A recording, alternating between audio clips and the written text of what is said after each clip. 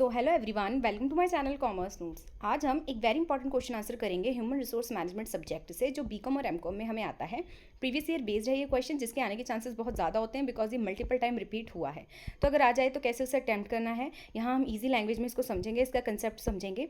इससे पहले हमने बहुत सारे इंपॉर्टेंट क्वेश्चन आंसर्स ऑलरेडी किए हैं, चैनल पर प्लेलिस्ट बनी है, आप उसको चेकआउट कर सकते हैं। वहाँ पर आपको बहुत सारे प्रीवियस ईयर क्वेश्चन मिल जाएंगे।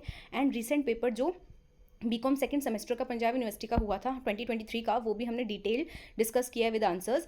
Section A, section B, section C, तीनों की अलग अलग वीडियो हैं, तो वो नहीं देखा तो वो भी देख लीजिएगा। उससे आपके बहुत सारे इंपॉर्टेंट क्वेश्चन आंसर्स कवर हो जाएंगे। ठीक है, प्रीवियस ईयर बेस्ड ही हैं, वहाँ पे भी बहुत सारे जितने भी क्वेश्चन हैं।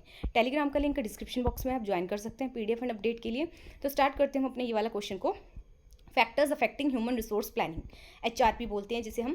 कह रहे ह्यूमन रिसोर्स प्लानिंग है ना, इसका मतलब क्या होता है कि हमें इंश्योर करना है कि जो कंपनी है उसके पास राइट नंबर ऑफ एम्प्लॉय होने चाहिए, राइट स्किल्स के साथ, राइट टाइम पे, है ना। कि आने वाले टाइम पे जो राइट टाइम है वहाँ पे राइट एम्प्लॉयज़ हमारे पास हो, राइट स्किल्स वाले। तो ये चीज़ ही करना क्या है, ह्यूमन रिसोर्स प्लानिंग होती है। ठीक है, तो बहुत सारे फैक्टर्स होते हैं जो HRP को क्या है इन्फ्लुएंस करते हैं, मतलब HRP को क्या है ये चीज़ों को देखना पड़ता है। ठीक है, तो ताकि क्या है कहीं ना कहीं अगर वो इन चीज़ों को देखेंगे, वो क्या है इनको इफेक्ट करते हैं, तो इसलिए इनको क्या है उनको कंसिडर करना पड़ेगा।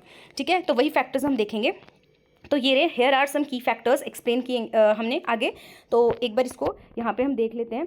ये यहाँ पे इसलिए ऐसे दे रखा है क्योंकि आपको भी क्या है, सबसे पहले जैसे ह्यूमन रिसोर्स प्लानिंग के फैक्टर्स बोले तो पहले आपको ह्यूमन रिसोर्स का थोड़ा सा मीनिंग देना है। नेक्स्ट फिर उसको डायग्राम बनाना है। डायग्राम आप कैसा भी बना सकते हो, यहाँ पे जैसे ये पॉइंटर्स लिखे हुए हैं। ठीक है, जैसे business goal, economic condition, technological changes, demographic changes, legal and regulatory factors, फिर कंपटीशन हो गया, ऑर्गेनाइजेशन स्ट्रक्चर हो गया, एम्प्लॉय टर्नओवर हो गया, स्किल्स एंड ट्रेनिंग हो गया, ग्लोबलाइजेशन हो गया। तो ये फैक्टर्स है जो हम आगे पढ़ेंगे। ठीक है, तो आपको भी क्या है वहाँ पे ऐसे डायग्राम बनाना है, उसके बाद इनको क्या है एक्सप्लेन करना है। तो सबसे पहले हमारा बिजनेस गोल। ठीक है, पहला फैक्टर कौन सा है, बिजनेस गोल।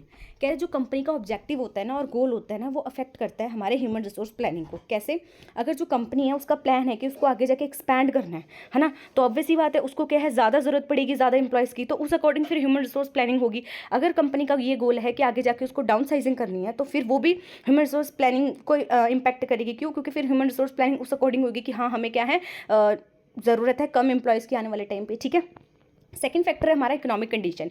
कह रहे स्टेट ऑफ इकोनॉमी भी इन्फ्लुएंस करती है ह्यूमन रिसोर्स प्लानिंग को। कैसे, जब बूम पीरियड चल रहा है, बूम इकोनॉमी है हमारी, तो कंपनी क्या है ज़्यादा हायर करेगी मोर एम्प्लॉयज़ को, है ना, तो उस अकॉर्डिंग ह्यूमन रिसोर्स प्लानिंग होगी। और अगर मान लो रिसेशन का टाइम चल रहा है, ठीक है, तो उस टाइम पे क्या है जो हायरिंग है वो क्या है थोड़े टाइम के लिए रुक सकती है। ठीक है, या ले ऑफ होते हैं एम्प्लॉयज़ के, तो उस टाइम पे क्या है ह्यूमन रिसोर्स प्लानिंग उस अकॉर्डिंग होगी। ठीक है, थर्ड है हमारा टेक्नोलॉजिकल चेंजेस। कह रहे अगर एडवांसेस आती रहती है टेक्नोलॉजी में, तो इससे क्या है हमें स्किल्स ऑफ एम्प्लॉय, अलग अलग kind of skills of employees की ज़रूरत पड़ती है। तो ह्यूमन रिसोर्स प्लानिंग उस अकॉर्डिंग होती है कि जैसे जैसे अगर टेक्नोलॉजी में चेंज आएगा, तो जो ऑर्गेनाइजेशन की नीड है अलग अलग kind of skills of employees की, वो क्या है चेंज होती रहेगी। तो उस अकॉर्डिंग फिर क्या है ह्यूमन रिसोर्स प्लानिंग करनी है।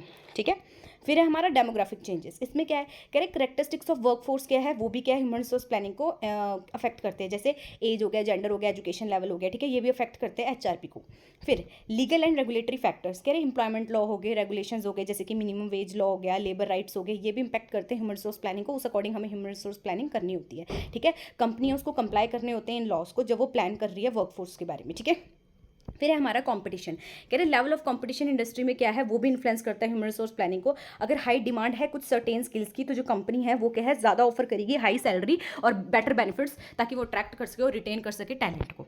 ठीक है, फिर है हमारा नेक्स्ट ऑर्गेनाइजेशनल स्ट्रक्चर। कह रहे कि the way a company is organised, कि किस तरीके से जो कंपनी है वो ऑर्गेनाइज्ड है। ठीक है, वो भी इंपैक्ट करता है HRP को। जैसे कंपनी में फॉर एग्जांपल हायरार्किकल ऑर्गेनाइजेशन है वो, ठीक है, हायरार्किकल स्ट्रक्चर है, तो ऑब्वियसली बात है वहाँ पे रिक्वायर होगा more managerial positions as compare to अगर फ्लैट ऑर्गेनाइजेशन होगी। तो क्या स्ट्रक्चर है ऑर्गेनाइजेशन का, वो भी क्या है कहीं ना कहीं इंपैक्ट डालता है ह्यूमन रिसोर्स प्लानिंग में। ठीक है, नेक्स्ट है हमारा एम्प्लॉय टर्नओवर। कह रहे अगर हाई टर्नओवर रेट होंगे तो वो भी इफेक्ट करते हैं हमारे ह्यूमन रिसोर्स प्लानिंग को। क्यों, क्योंकि जो कंपनी है उसको क्या है कॉन्स्टेंटली रिक्रूट करना पड़ रहा है, ट्रेन करना पड़ रहा है नए नए एम्प्लॉयज़ को, है ना, तो कहीं ना कहीं वो कॉस्टली है और टाइम कंज्यूमिंग है। तो वो इम्पैक्ट भी क्या है, वो ये भी कहीं ना कहीं ये फैक्टर भी क्या है ह्यूमन रिसोर्स प्लानिंग को इम्पैक्ट करता है, तो वो भी कंसिडर करना पड़ता है ह्यूमन रिसोर्स प्लानिंग वालों को। ठीक है, देन स्किल्स एंड ट्रेनिंग। कह रहे availability of skills and the need for training, कि कितनी अवेलेबिलिटी है ऑर्गेनाइजेशन के पास स्किल्स की एंड कितनी ज़रूरत है ट्रेनिंग की, ये भी इन्फ्लुएंस करता है ह्यूमन रिसोर्स प्लानिंग को। ठीक है, फिर है ग्लोबलाइजेशन। कह रहे ऑपरेट करना मल्टीपल कंट्रीज़ में। ठीक है, तो ये भी क्या है कहीं ना कहीं ह्यूमन रिसोर्स प्लानिंग को क्या है इंपैक्ट करता है। ठीक है, फिर हम समरी देख लेते हैं इसकी।